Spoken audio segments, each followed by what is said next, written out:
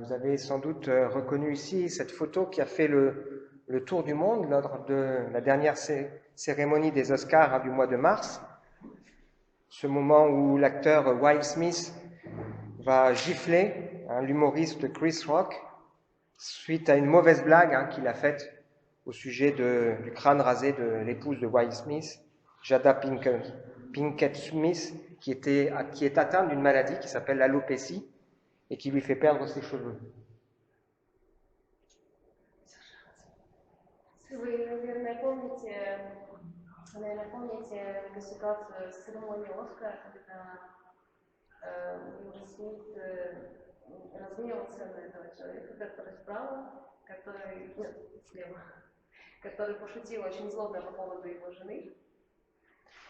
Voilà, il était vexé, blessé, bien sûr, parce qu'il a considéré comme étant du mépris, et donc il va se lever devant tout le monde et frapper violemment cet humoriste, et ensuite il aura quelques propos grossiers en lui demandant de se taire. Конечно же, то, что это очень сильно коснулось Уилла Смита, и он ударит человека, который пошутил нехорошо. Alors par la suite, il s'excusera de son geste, il décidera d'ailleurs de démissionner de l'Académie des Oscars, et puis l'Académie va d'ailleurs décider de le radier pour 10 ans, même si elle lui laisse l'Oscar qui a été décerné cette année pour un de ses films. Elle lui laisse l'Oscar, mais il est radié pendant 10 ans. Ouais. Pendant 10 ans, voilà, c'est ça. На церемонии Оскара ему запретят участвовать, ему оставят Оскар, но на протяжении 10 лет он не сможет участвовать на церемонии. Alors, on comprend que son geste, il va avoir des répercussions sur sa carrière, puisque déjà des projets qui étaient en cours sont annulés. Et c'est bien sûr une affaire qui nous montre que la violence n'est certainement pas la bonne attitude à avoir, même si on peut comprendre qu'il a été blessé par les propos de cet homme Chris Rock. Мы понимаем, что насилие это был не самый лучший выход в этой ситуации, даже если Крис Рок сказал не очень приятные вещи. Voilà, c'est une histoire qui en dit long sur le cœur humain, nos réactions et notre méchanceté. La Bible nous dit d'ailleurs que si quelqu'un arrive à maîtriser sa langue, c'est un homme parfait, et que la langue, elle est comme un feu qui est capable de dévorer des grandes forêts. Et ça nous parle par rapport à ce qu'on vit actuellement en France, avec les feux qui, un peu partout, ont détruit des zones entières.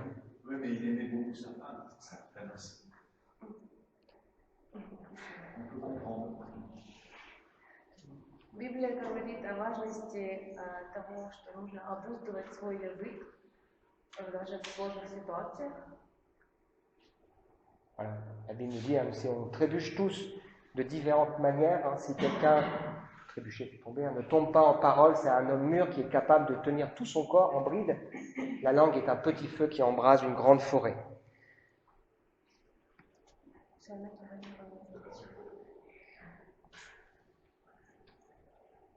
Ибо все много согрешаем. Кто не согрешает словом, тот человек совершенный, могущий обуздать все тело. Voilà, on a tous déjà regretté des paroles peut-être maladroites qu'on a pu dire, des paroles méchantes qu'on a pu prononcer sous le compte de la colère ou disproportionnées, mais on a tous sans doute aussi reçu des propos méchants qui nous ont fait beaucoup de mal. Нам, наверное, уже приходилось когда-то говорить неприятные слова в адрес кого-то, и, конечно же, приходилось получать в свой адрес какие-то тоже вещи, слова, которые нас ранили. Il y a des propos qui parfois sont plus violents qu'une gifle. Иногда слова могут ранить больше, чем пощечина.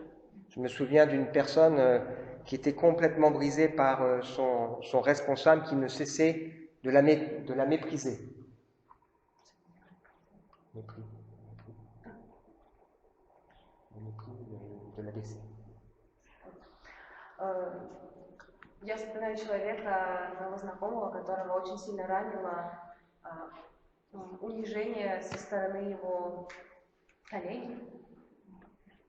Le mépris, c'est le fait de considérer une personne comme indigne d'attention, indigne d'estime, et une façon de se croire supérieur à cette personne. Et c'est, quand on méprise quelqu'un, c'est ressenti comme une honte et une injustice, une attaque directe à la valeur. Le mépris.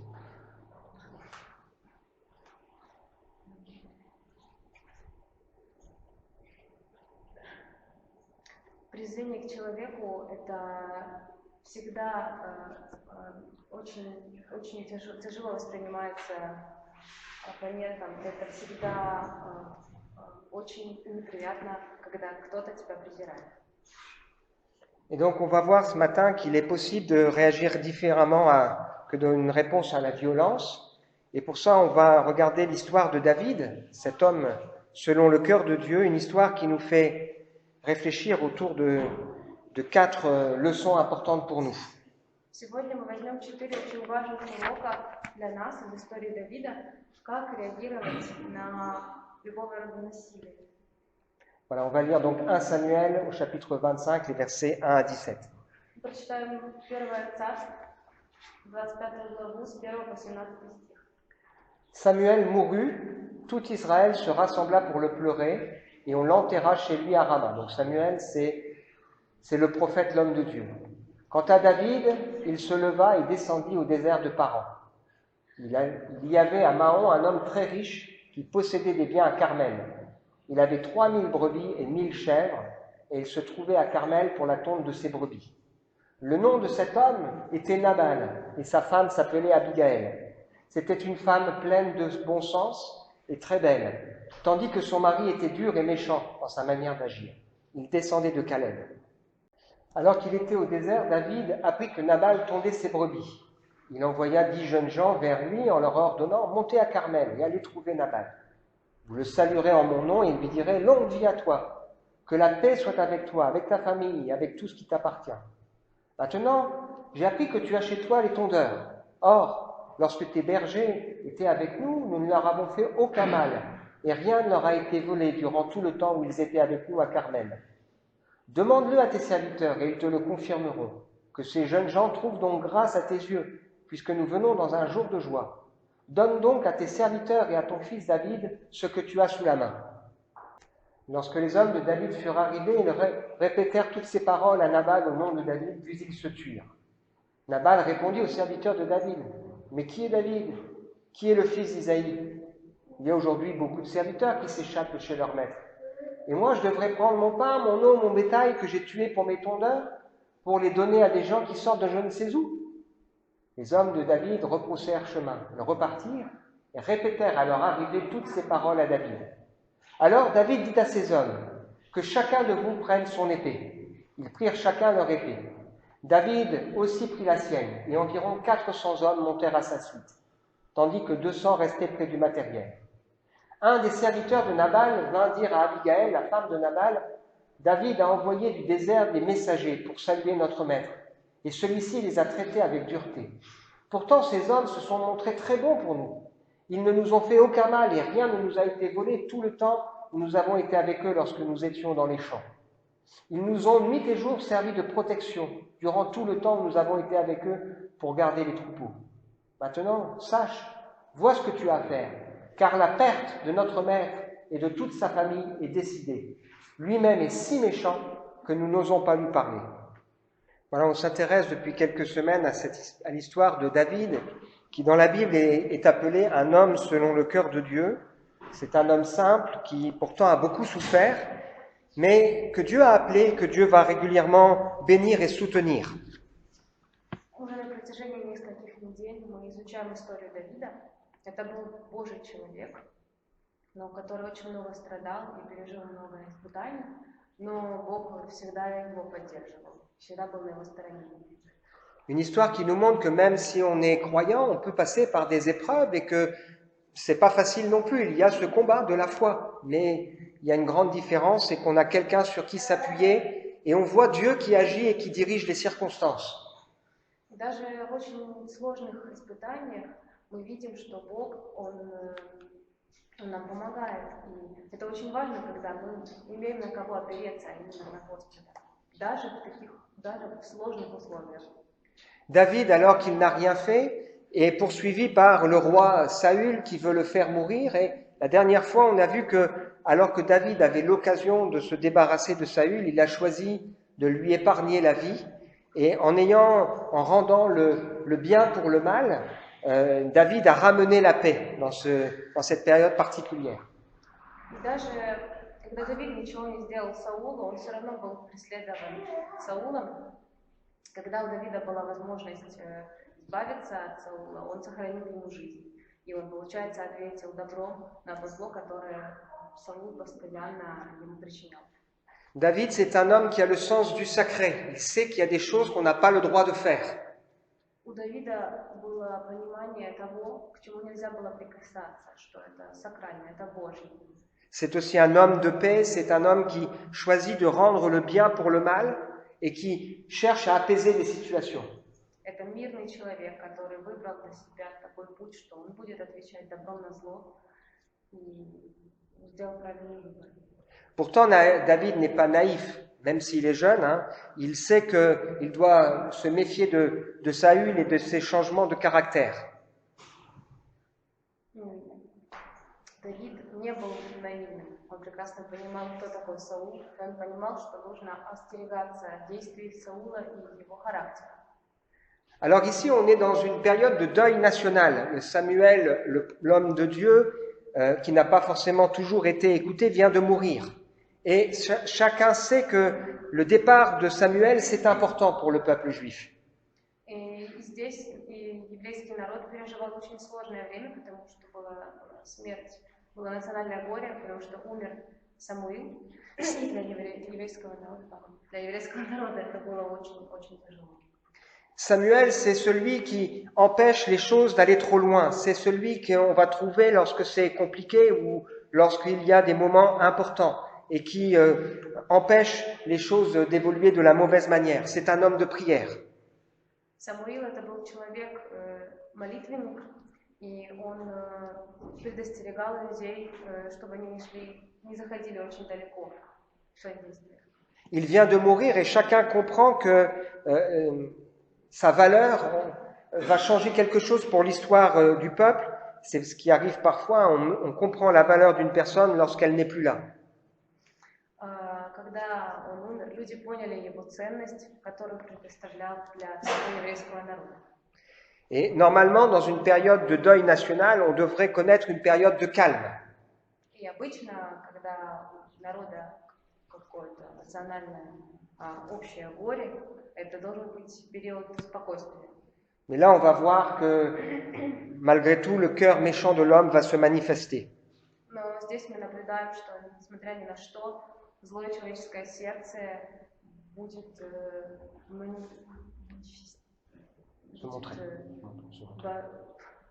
сопротивляться. Voilà. Donc David est descendu dans le sud et il a l'habitude de protéger les bergers des brigands qui voudraient les attaquer et leur faire du mal. Et ainsi, il a souvent protégé un homme qui s'appelle Nabal. Давид опять будет преследован разбойниками, и в этой истории он будет защищен Набалом. Donc cette histoire, elle nous montre que la folie et la méchanceté du cœur humain qui se croit parfois en sécurité et intouchable. В этой истории мы берем для себя четыре истины, что безумие и злоба человеческого сердца,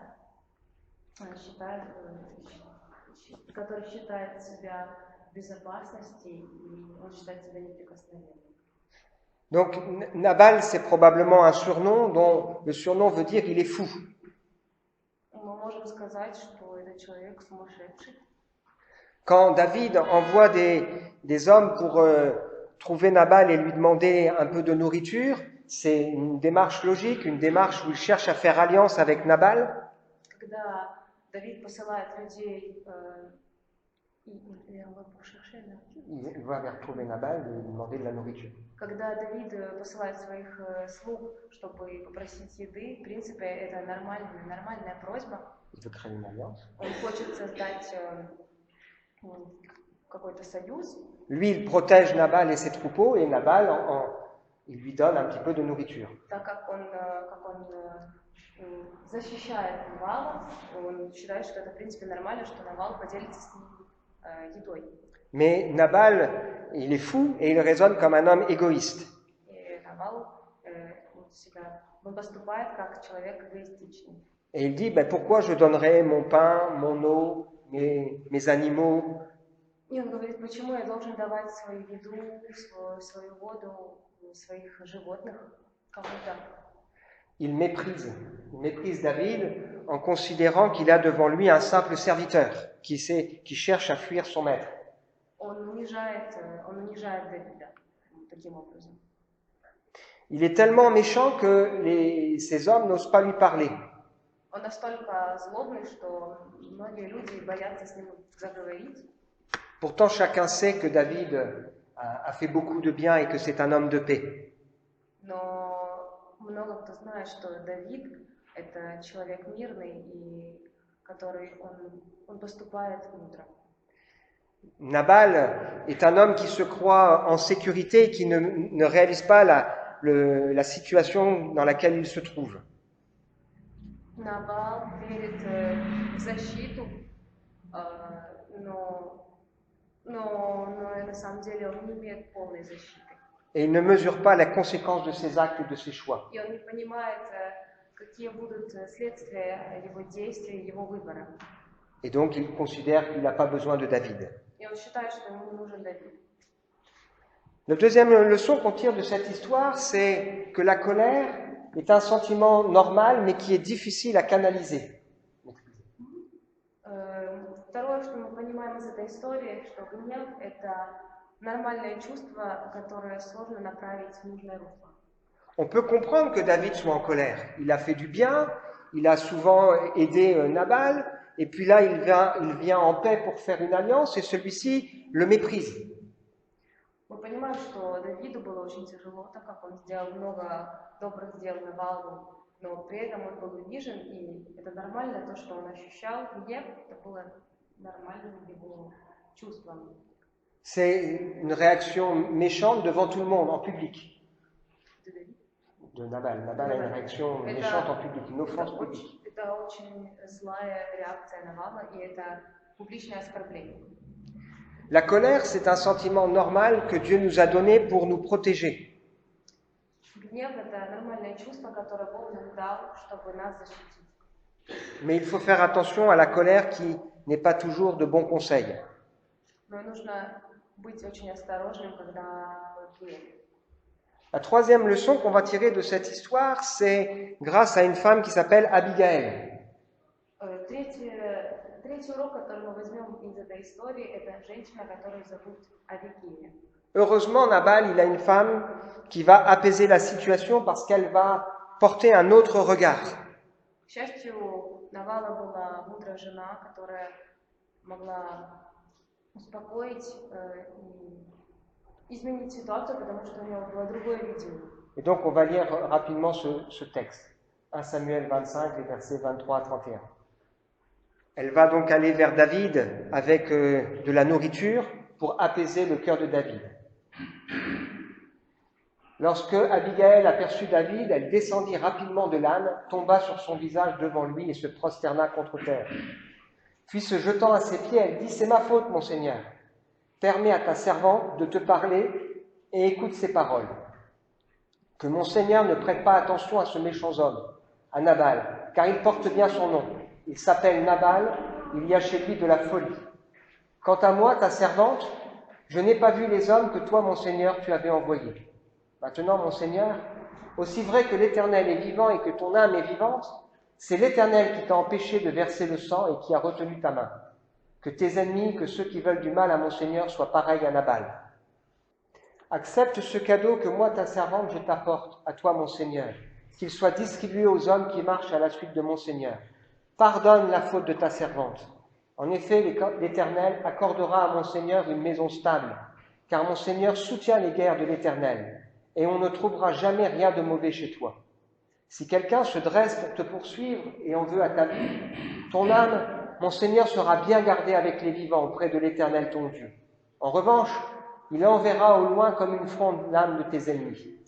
Lorsque l'Éternel aura fait à mon Seigneur tout le bien qu'il t'a annoncé et qu'il t'aura établi chef sur Israël, mon Seigneur n'aura ni remords ni trouble dans son cœur pour avoir versé le sang inutilement et s'être vengé lui-même.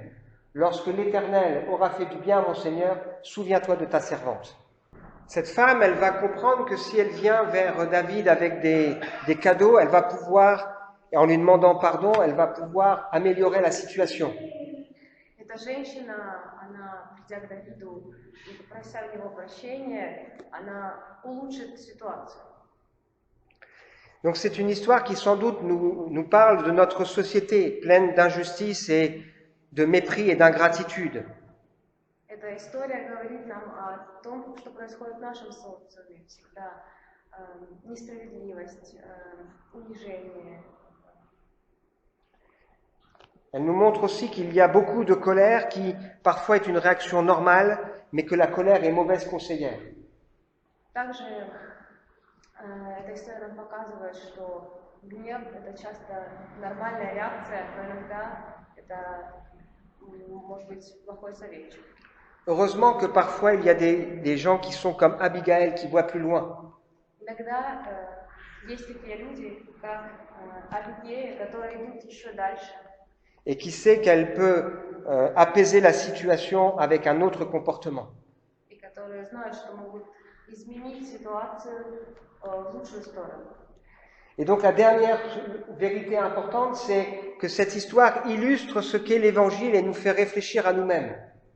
И следующее, и очень важное, что мы должны понять, это то, что Евангелие иллюстрирует нам, как мы должны поступать.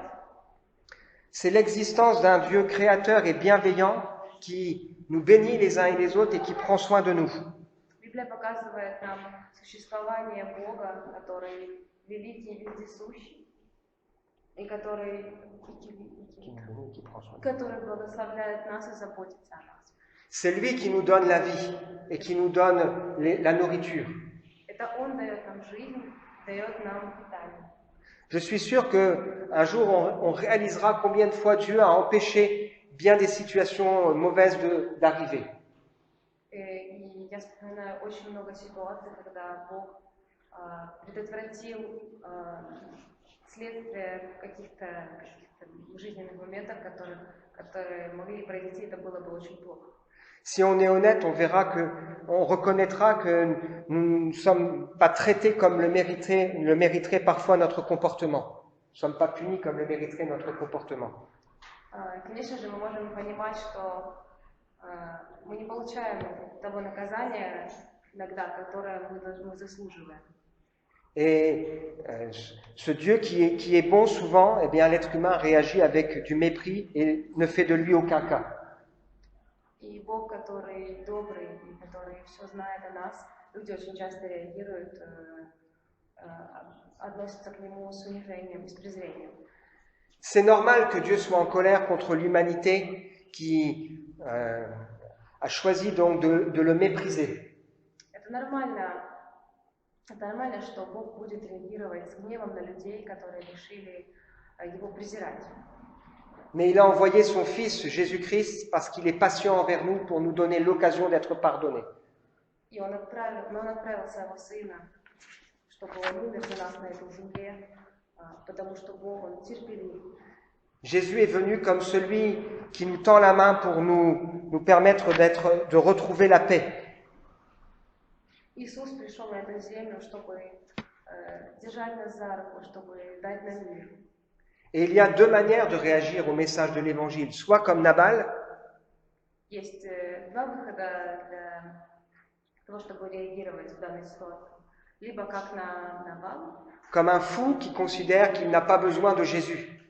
как человек сумасшедший, человек, который считает, что он не нуждается в Боге, Et que tout va bien pour lui, qu'il est en sécurité. считает, что у него все хорошо и он в безопасности. Ou comme Abigail, qui comprend qu'un jour Jésus est appelé à régner. Или как Абигель, которая понимает, что однажды Иисус будет царствовать, et qui décide pendant qu'il est temps de s'approcher de ce Jésus et de lui demander pardon.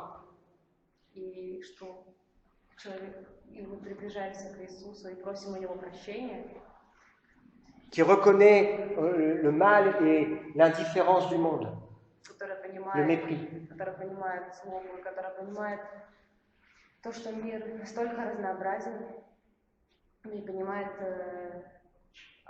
то, что в этом мире много презрения. Et si vous lisez la suite de l'histoire, vous verrez que David va écouter cette femme, Abigail, И если вы прочитали дальше эту историю, вы будете знать, что Давид послушался эту женщину, Абигель. Quand elle va rentrer, elle va trouver son mari qui est ivre, qui est saoul. И потом она, когда она вернется домой, она найдет своего мужа пьяным. Donc elle ne pourra pas lui parler, elle attendra le lendemain qu'il soit mieux. Она не сможет сразу с ним поговорить, она будет ждать следующего дня, чтобы с ним поговорить. Et quand le lendemain, elle va lui expliquer, moi j'ai fait la paix avec David, И когда он ей скажет, что я примирился с Давидом на следующий день, cet homme sera tellement en colère qu'il va faire un AVC, une attaque cardiaque. этот человек будет, у него будет сердечный приступ на следующий день. Et 10 jours après, il refera une deuxième attaque et il mourra. И через 10 дней у него будет следующий приступ, и он умрет. Et cette femme, Abigail, David va l'épouser, va faire une alliance avec elle. И потом Давид женится на этой женщине. C'est exactement ça le message de l'Évangile. Это и есть то слово, которое хотел нам сказать Господь. Dieu qui est en colère parce que nous l'avons méprisé, Бог в гневе, потому что мы его презираем, qui a envoyé pour nous un moyen de salut dans la personne de Jésus. потому что Он послал нам спасение в Иисусе. Et beaucoup de gens réagissent comme des insensés, comme des fous, И многие люди реагируют неадекватно, et considèrent qu'ils n'ont pas besoin de ce Jésus. и они считают, что им не нужен Иисус. Mais à ceux qui acceptent de se tourner vers Jésus et qui l'acceptent dans leur vie, eh bien, Dieu crée avec eux une alliance. Но те, кто принимают решение повернуться и прийти к Господу, Бог создает с ними свой союз, Il s'engage avec nous. и Он вместе с нами. La Bible nous dit comment échapperons-nous si nous négligeons un si grand salut. Ce salut qui a été annoncé d'abord par le Seigneur nous a été confirmé par ceux qui l'ont entendu. Je veux lire le passage.